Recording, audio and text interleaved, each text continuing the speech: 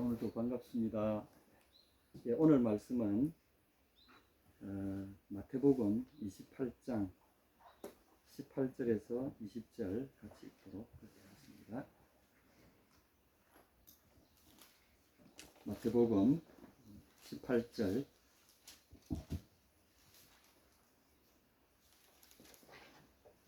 마태복음 제일 마지막 부분입니다.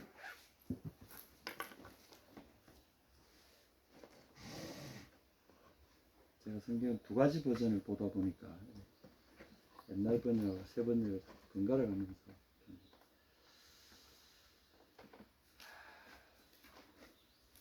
개역 개정 기준으로 함께 읽겠습니다. 준비되셨으면 함께 들어보겠습니다. 시작.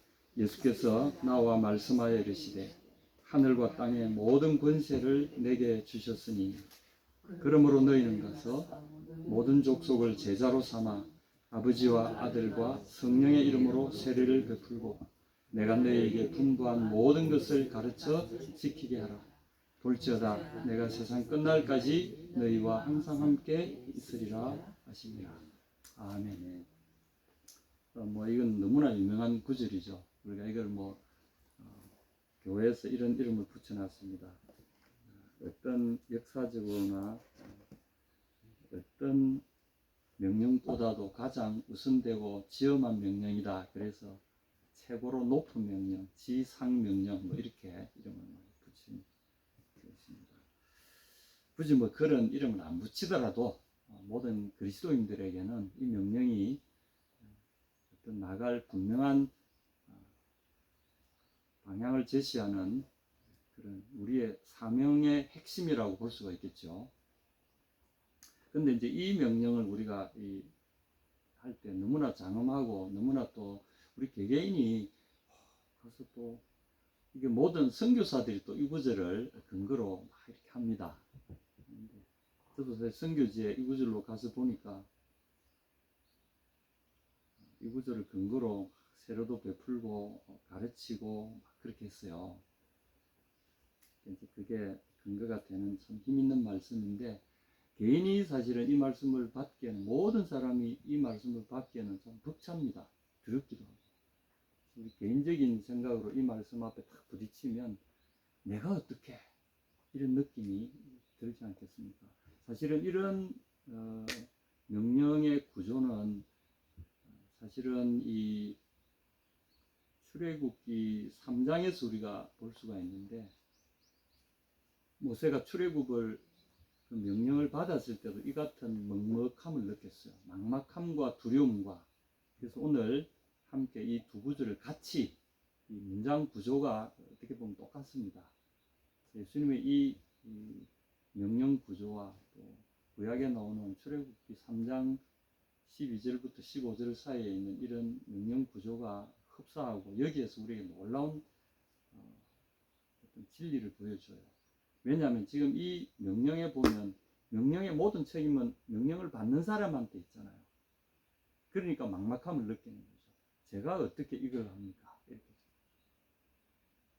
물론 이 말씀 듣고 아멘 하고는 내가 세상 복음화를 완수하고 오겠습니다. 이런 분도 있을지 모르지만 대부분의 사람들은 두렵습니다. 이건 내하고 별 상관이 없는 말씀 같다. 어떤 선언적인 것일 것이다. 이렇게 생각하고 두려워들 하지 않습니까? 우리 출애굽 한번 읽어보도록 하겠습니다. 출애굽 3장 11절부터 10절부터 읽으시면 도움이 되겠습니다. 10절부터 15절까지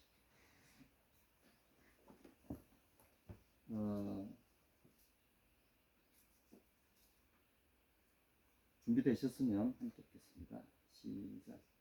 이제 내가 너를 바로에게 보내어 너로 내 백성 이스라엘 자손을 애굽에서 인도하여 내게 모세가 하나님께 구하되 내가 누구간데 바로에게 가며 이스라엘 자손을 애굽에서 인도하여 내리리까. 하나님이 가라사대 내가 정녕 너와 함께 있으리라. 네가 백성을 애굽에서 인도하여 낸 후에 너희가 이 산에서 하나님을 섬기리니 이것이 내가 너를 보낸 증거니라. 모세가 하나님께 고하되 내가 이스라엘 자손에게 가서 이르기를 너희 조상의 하나님이 나를 너희에게 보내셨다 하면 그들이 내게 묻기를 그의 이름이 무엇이냐 하리니 내가 무엇이라고 그들에게 말하리까. 하나님이 모세에게 이르시되 나는 스스로 있는 자니라. 또 이르시되 너는 이스라엘 자손에게 이같이 이르기를 스스로 있는 자가 나를 너희에게 보내셨다 하라. 하나님이 또 모세에게 이르시되 너는 이스라엘 자손에게 이같이 이르기를 나를 너희에게 보내신 이는 너희 조상의 하나님 곧 아브라함의 하나님 이삭의 하나님 야곱의 하나님 여호와라 하라. 이는 나의 영원한 이름이요 대대로 기억할 나의 소원이라. 아멘. 이 구절 읽으시면 여러분 감이 딱 오시죠, 그죠? 어떤 사명 앞에서 우리 인간이 받는 이 충격 같은 것은 영광스러우면서도 한편으로는 두려움에 사로잡히는 거죠. 굉장히 자연스럽습니다. 그리고 이 성경 구절들을 읽을 때 하나 우리가 깨닫게 되는 것은 이것은 누군가가 만들어낸 것이 아니라 이 사실 앞에 섰던 그 두려움에 떨었던 사람들이 기록한 굉장히 극사실적인 내용이구나. 이걸 우리가 알 수가 있어요. 그래서 그 말씀을 받고 그 앞에서 떨었던 사람들에게 하나님 주신 위로가 자신이 숨어 있고요. 이게 복음의 진수기도 합니다. 제가 이제 예수님을 20살 때 저는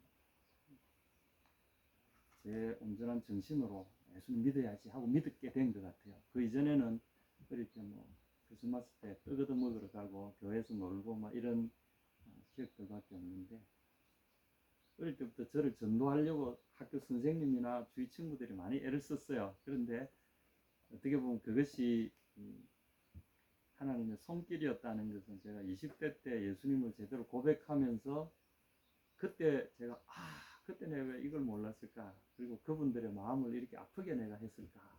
이런 후회도 생기고요. 어쨌거나 지금 이 말씀 앞에 서게 되면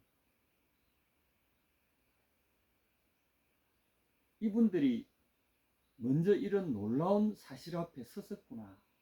그걸 이제 내가 알게 되는구나. 이런 전율이 일어나는 거죠. 성경의 말씀은 시대를 뛰어넘어서 우리에게 다가온 그야말로 진실이죠.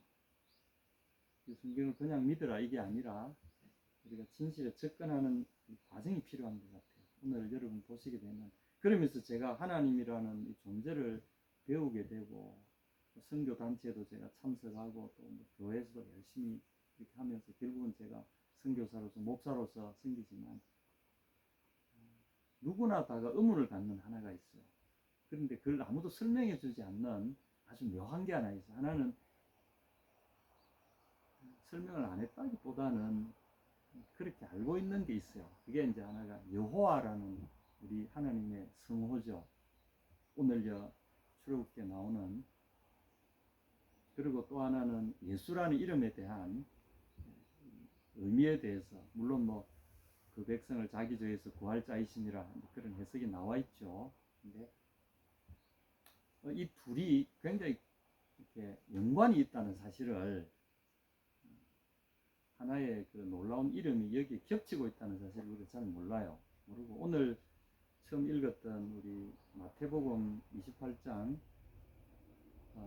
마지막 절들에 대한 여기도 보면 이 이름이 들어가 있어요. 근데 놀랍게도 신약에 들어가면 여호와라는 이름이 전혀 안 나옵니다. 여러분 그거 모르셨어요? 다 아셨죠, 그죠? 이상하지 않습니까? 구약에는 여호와 하나님, 여호와 하나님 이렇게 나오는데 신약에 들어가면 여호와라는 이런 단어가 등장하지 않습니다. 그래서 그것도 참 이상하다. 그리고 구약의 하나님은 여호와 하나님이고 신약의 하나님은 예수님인가? 그러면 여호와는 예수님이 나의 아버지라고 불렀던 그분일까? 그러면 여호와 하나님 우리 아버지시고 아들 하나님은 예수님이신가? 여러분 좀 헷갈리지 않습니까? 목사인 저도 헷갈렸습니다. 근데 이거는 이제 어떤 번역상의 뭐라 그럴까? 관례라 그럴까? 그런 것 때문에 그 번역의 관례를 잠깐 설명을 들으시면 도움이 될 겁니다. 그래서 우리가 어떤 믿음을 시작하거나 어떤 일을 시작할 때 용어 정리가 잘 안 돼 있으면 굉장히 헷갈립니다. 그래서 그냥 믿으면 알게 돼 이건 아니죠. 믿으면 알게 돼 그런 영역도 있어요. 분명히 있는데 그러나 정확한 지적인 영역의 이런 필요는 꼭 채워져야 돼요. 이걸 우리가 그냥 무시하고 넘어갈 수 없고요. 본문으로 한번 들어가 보겠습니다. 제가 왜 이 출애굽기 3장 10절부터 15절 말씀과 마태복음 28장 18절부터 20절 말씀을 대비를 하느냐면 이게 중요한 하나 둘 다 똑같은 어떤 장면인 거죠. 하나는 모세에게 미션을 주고 이스라엘 백성을 구해내라고 하는 첫 번째 미션이잖아요. 시작의 미션이라면 오늘 이것은 예수님이 우리에게 주고 가신 하나님이 모세에게 주신 똑같은 그런 구조라는 거죠. 그렇게 보면 예수님이 모세의 미션을 그대로 이어받으셔서 완성시키시고 이제 그 나머지 미션을 우리 제자들에게 남겨주신 거죠. 마치 모세가 애굽 왕자 시절에 쫓겨나고 광야로 들어가서 이스라엘의 출애굽을 준비하면서 40년을 지내듯이 그리고 마침내 그 40년을 끝낸 모세가 다시 애굽에 돌아갔잖아요. 애굽으로 돌아가서 그들 이끌어내서 약속 땅으로 갔잖아요. 그럼 지금 교회는 어떤 위치냐면 예수님이 오셔가지고 모세처럼 이곳에서 우리를 위해서 모든 역사를 이루시고 부활하시면서 하늘로 올라가실 때 제자들이가 내가 다시 온다 그리고 와서 너희를 데리고 가겠다 하실 때 그 장면이 바로 모세에게 주시던 그 장면처럼 바로 그 장면. 그래서 예수님이 오셔서 우리를 이끌어내실 때는 어디로부터의 출애굽일까요?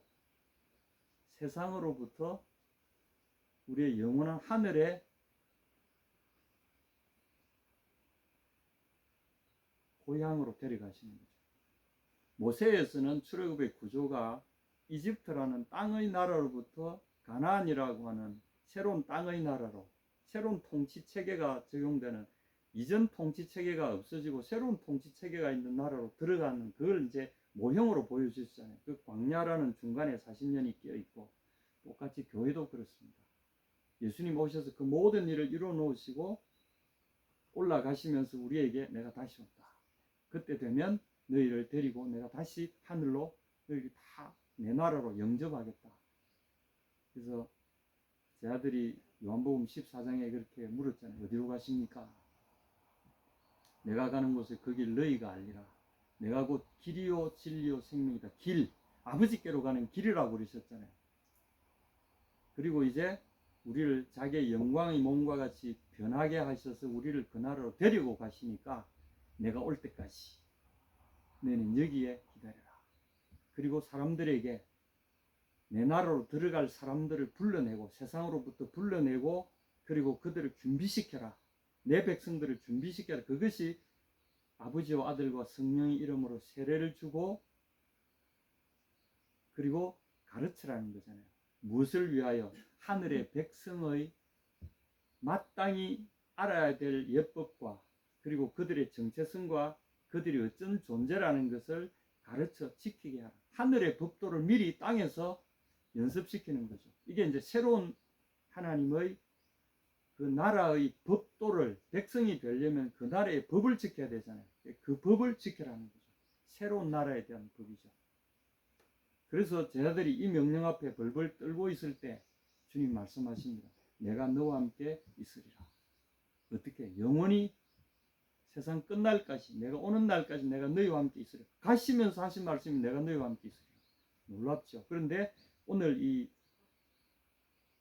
출애굽기 3장 12절 보시게 되면 하나님이 가라사대 11절을 보시게 되면 내가 누구건데 바로에 가며 이스라엘 자손을 애굽에서 인도하여 내리고 내가 누구인데 제가 이런 존재밖에 안 되는데 내가 어찌 감히 이런 일을 할 수 있습니까? 이런 일을 어떻게 나에게 맡기십니까?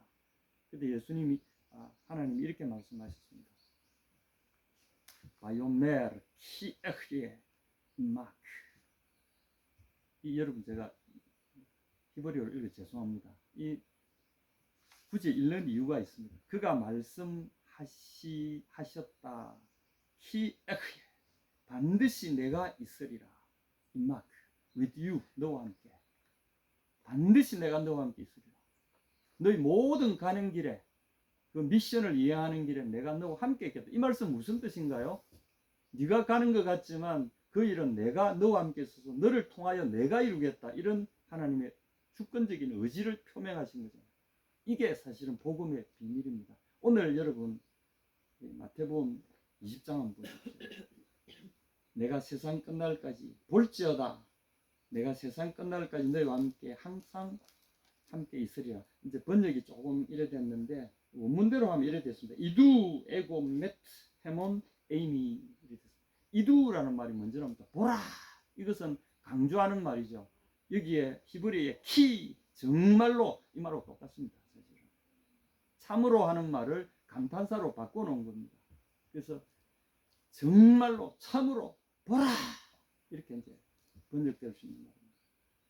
무엇을 에고 내가 met with 휘몬 you 복수의 너희들 이런 의미입니다. 에임이 내가 있다. 놀랍게도 이것은 현재형입니다. 있으리라가 아니고 내가 있다. 이것은 이제 동사에도 보면 시제 공부를 할 때 현재형은 어떤 때는 보면은 영원한 미래를 표현하는 방법도 같이 이렇게 들어갑니다. 그래서 현재와 미래를 아우르는 존재가 있다라고 할 때 지금도 있고 앞으로도 계속 있다 이런 의미를 갖는 독특한 현재 시제의 형태입니다. 내가 너와 너희들과 함께 참으로 내가 너희들과 함께 있다 이렇게 말씀드립니다. 그러니 너희는 가서 내가 명령한 이 일을 두려움 없이 행하라. 내가 너희들 속에 있어서 너희가 가르칠 때 너희가 전파할 때 너희가 그들을 이끌어갈 때 내가 너희 속에서 힘을 주어서 그들을 너를 통해서 이끌어내리라. 언제까지? 세상 끝날까지. 내가 오는 그날까지 내가 너희와 함께서 일을 행하리라. 이것이 우리 하나님의 약속이잖아요. 똑같지 않아요, 여러분? 근데 여호와라는 이름이 어디서 나오는가 하면 에크예라는 말에서 나왔다고 하더라고요. 에크예. 왜냐하면 여러분 보시면 13절에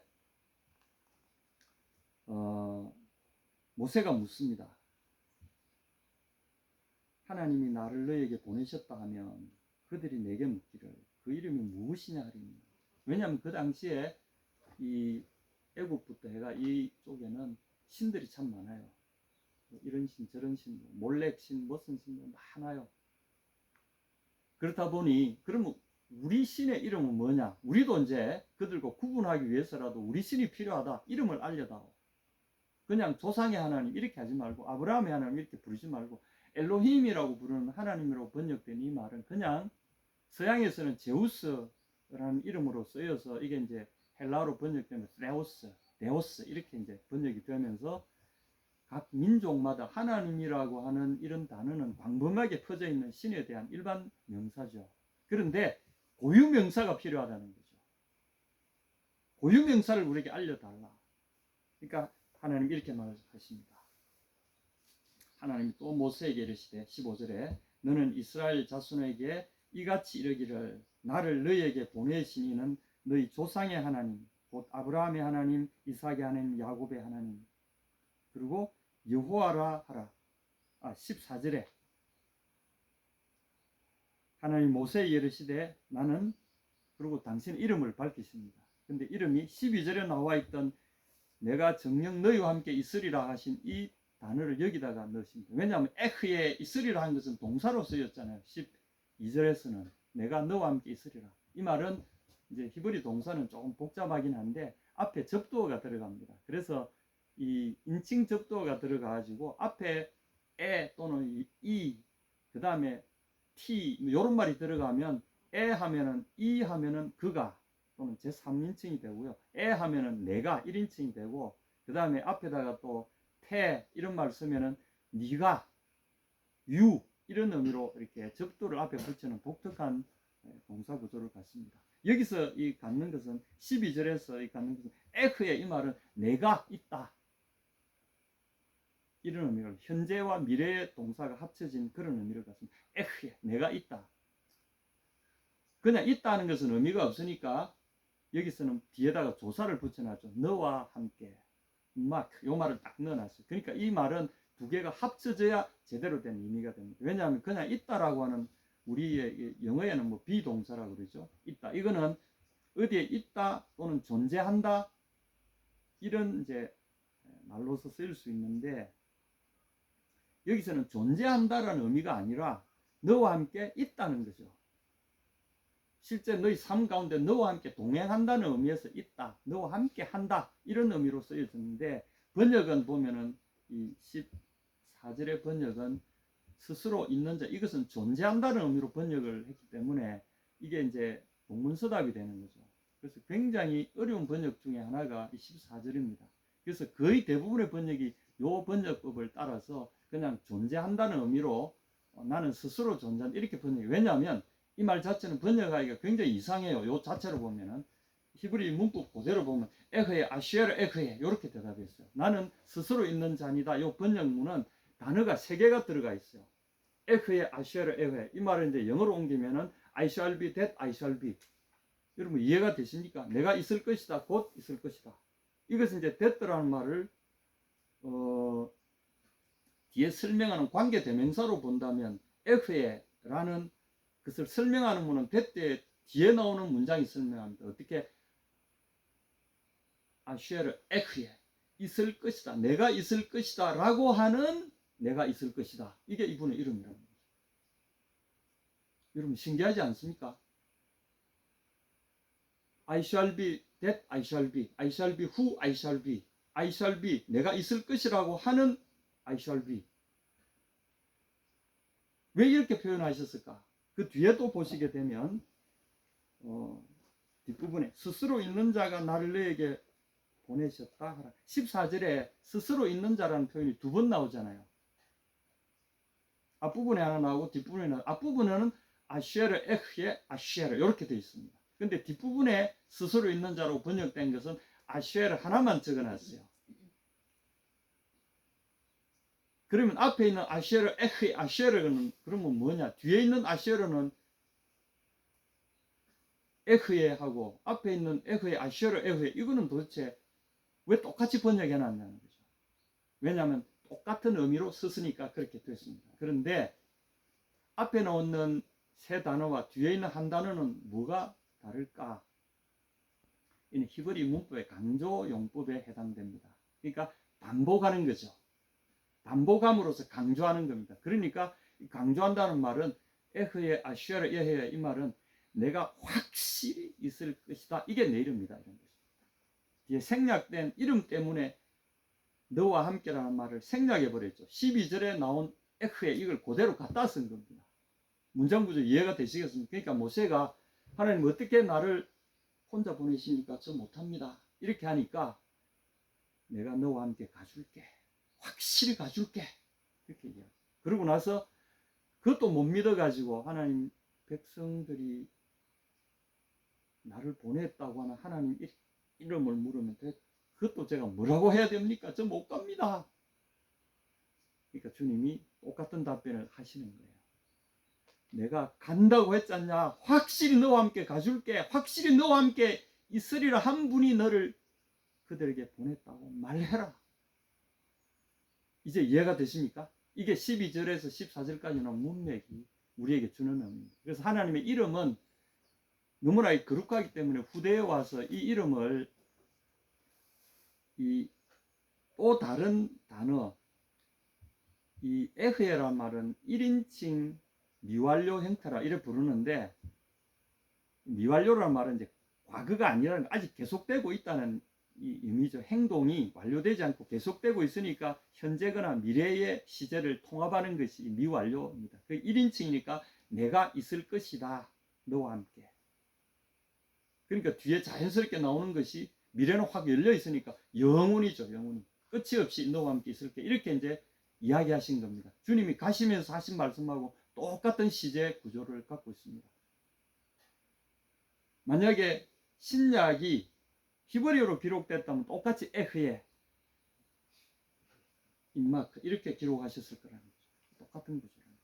그래서 오늘 우리가 여기서 이해될 수 있는 말씀은 모세에게 확신을 주시기 위해서 이놈아 내가 너와 함께 분명히 함께 있다고 하지 않았냐, 뭘 그렇게 걱정을 하느냐, 그 사람들에게 말해라, 내 이름을 묻는다고 내가 너와 함께 확실하게 있겠다, 이것이 내 이름이다, 이런 뜻입니다.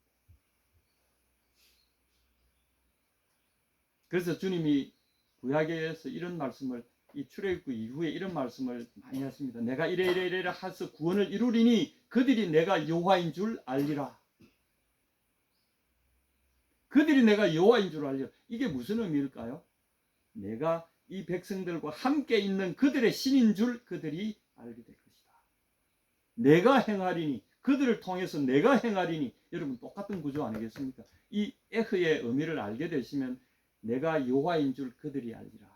이것도 이해가 되시는 거죠. 그러므로 그리스도인들의 모든 삶 가운데는 그분이 당신의 이름을 우리에게 주셨을 뿐 아니라, 그래서 우리가 지금 예수님의 이름으로 기도합니다, 이 말도 내 이름으로, 지금까지 너희가 내 이름으로 아무것도 구하지 아니하였으나 구하라 그리하면 얻으리라 하셨잖아요. 그 이름을 우리에게 주셨잖아요. 내가 너와 함께 있으리라. 이 이름을 우리에게 주셨다는 거죠. 예수라는 이름도 사실은 두 개의 단어가 하나로 된 문장 구조로 되어 있는 이름입니다.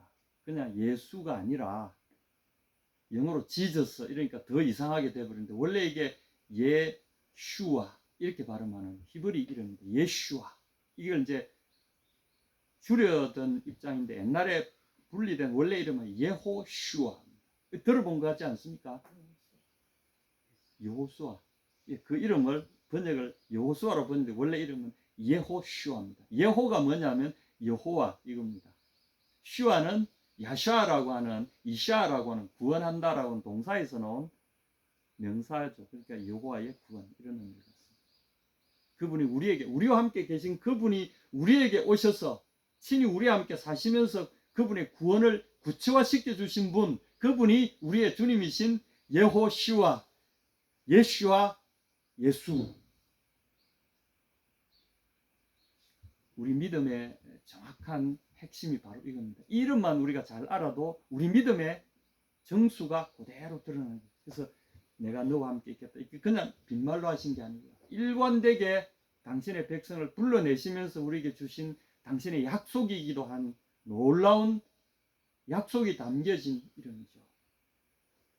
그래서 에흐예가 왜 여호와가 됐냐, 이것도 좀 이상하잖아요.